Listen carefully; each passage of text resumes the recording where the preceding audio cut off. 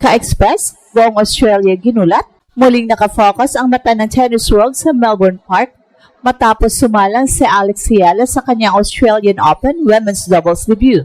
Sa court 12, sa gitna ng matinding init at ingay ng crowd, ngayong January 20, ang 20-year-old Pinay Phenom ay pumasok sa panibagong yugto ng kanyang Grand Slam journey kasama ang kanyang Brazilian partner na si Ingrid Martins. At ang kalaban, walang iba kundi ang veteranong powerhouse duo ni Shoko Aoyama ng Japan at Magda Linette ng Poland.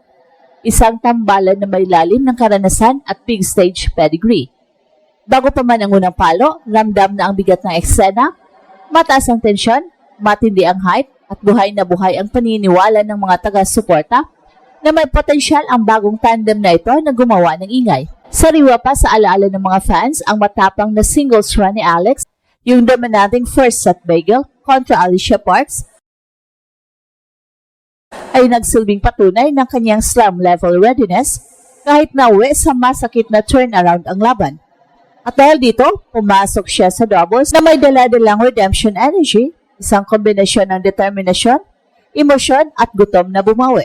Nakatakdang magsimula ang laban mamaya at bago pa man ang unang serve, umaapaw na ang suporta mula sa crowd at online audience na sabik makita kung paano niya dadalhin ang momentum mula sa singles papunta sa double stage. Dito lalong umiinit ang conflict ng kwento. Ang tambalang Ihala Martins ay bago pa lamang nabuo, pero malinaw ang blueprint ng kanilang lakas. Si Alex ang magdadala ng elite returns, bilis ng galaw at counter-punching precision, mga katangiang hinubog ng kanyang mga upset laban sa top players at ng mabilis na pag-akyat niya sa WTA rankings. Sa kabilang banda, si Ingrid Martins ay isang natural na doubles player, kilala sa kanyang net hand stick, court awareness at kakayahang mag-finish ng puntos sa tamang sandali. Sa tapat nila, dala ni na Aoyama at Linette ang lalim ng Grand Slam experience. Si Aoyama bilang isang double specialist na sanay sa net battles at tactical adjustments, at si Linette bilang isang all-court player na may sulit na baseline game at composure sa pressure moments. Ang laban ay hindi lang usapin ng talento, ito ay banggaan ng youth at hunger laban sa experience at stability. Mabigat ang pressure sa kampo ni Alex, hindi lang ito tungkol sa personal growth o dagdag na points sa rankings. May kaakibat itong pambansang dagan.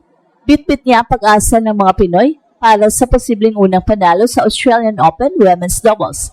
Matapos ang sakit ng singles exit, ang doubles ang nagsisilbing bagong pintuan ng pag-asa. Ang mga fans at analysts ay hati ang emosyon. May excitement dahil sa winnable moments na nakikita sa draw. Pero may kaba rin dahil sa edge ng mga veterano. Marami ang nagtataya na kung papalarin, pwedeng humantong ang laban sa isang dikit at emotional na 3-set battle kung saan maaring lumutang ang fighter heart ni Alex. Sa loob mismo ng court 12, ramdam na ramdam ang buhay ng eksena, umaalingaw-ngaw ang sigawan ng crowd sa bawat rally, at kapansin-pansin ang presensya ng Filipino diaspora na muling ginagawang parang Manila ang Melbourne. Sa bawat palo ni Alex, may kasamang palakpakan at sigaw na tila nagbibigay ng dagdag na lakas. Sa mga pressure moments, lumalabas ang isa sa pinakapinupuring katangian ng Pinay star, ang kanyang poise. Hindi siya nagmamadali, hindi siya natitinag, sa halip kalmado at malinaw ang kanyang galaw, isang imahe na patuloy na humahakot ng respeto mula sa mga neutral fans at inspiration para sa mga batang manlalaro na sumusubaybay sa kanya. Well, sa mas malawak na konteksto, muling umuugong ang tennis world sa pangalan ni Alex. Ang desisyon niyang sumabak agad sa doubles matapos ang singles loss ay malinaw na patunay ng kanyang resilience at competitiveness.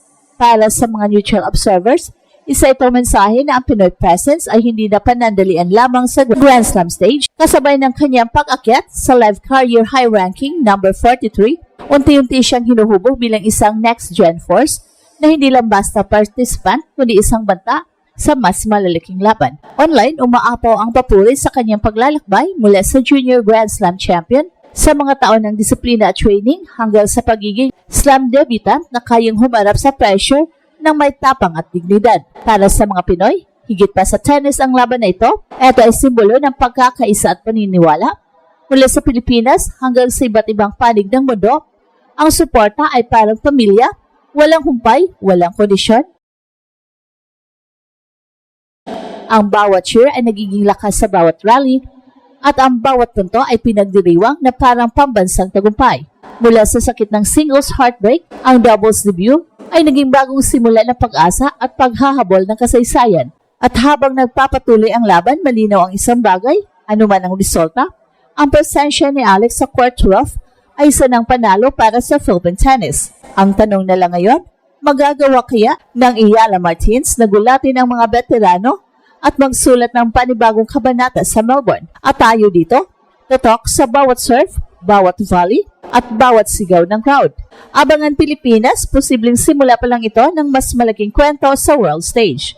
At sa puntong ito ng ating kwento, malinaw na hindi lang basta doubles match ang masasaksihan ng mundo sa Melbourne. Ang laban ni na Alex at Ingrid ay naging simbolo ng mas malalim na laban, ang kakayahang bumangon matapos ang sakit, ang tapang na humarap muli sa entablado kahit sariwa pa ang sugat ng pagkatalo. Matapos ang matinding emosyon sa singles, pinatunayan ni Alex na ang tunay na lakas ng isang atleta ay hindi nasusukat sa isang resulta, kundi sa desisyong lumaban ulit, mas matatag at mas determinado. Sa bawat rally sa court rough, ramdam ang transformation. Ang dating heartbreak ay naging gasolina. Ang bawat return ni Alex ay may halong galit at pag-asa. Bawat galaw ay may mensaheng hindi pa tapos ang kanyang laban sa Australian Open. At sa tabi niya si Martins, isang partner na nagbibigay balanse, kalmado sa net, matapang sa crucial points, na nagbigay kay Alex ng espasyo para ipakita ang kanyang natural na counter-punching game at elite court awareness. Ito ang uri ng chemistry na hindi basta nabubuo, hinuhubog ito ng tiwala at isang layunin, ang magtagal at mag-iwan ng marka. At higit sa lahat, ang tagpong ito ay naging salamin sa global respects na unti-unting binubuo ni Alex sa tennis world. Hindi na lang siya tinitingnan bilang promising junior o next-gen hopeful. Siya ay kinikilala bilang isang competitor, isang manlalarong marunong umangkop, marunong lumaban sa iba't ibang format at marunong gamitin ang pagkatalo bilang hakbang paitaas.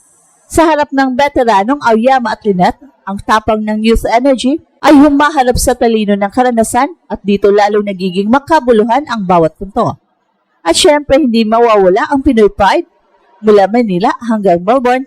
Ang suporta ay walang humpay, ang bawat sigaw, bawat watawat, bawat post at live reaction ay patunay na dala-dala ni Alex ang isang buong bansa sa kanyang raketa. Sa bawat pressure moment, hindi siya nag-iisa. Ang bigat na inaasahan ay nagiging lakas at ang pangarap ng sambayanan ay nagiging inspirasyon para magpatuloy kahit mahirap. At ito ang Express Info kung saan bawat kwento ginulat ang mundo. Don't forget to like and subscribe.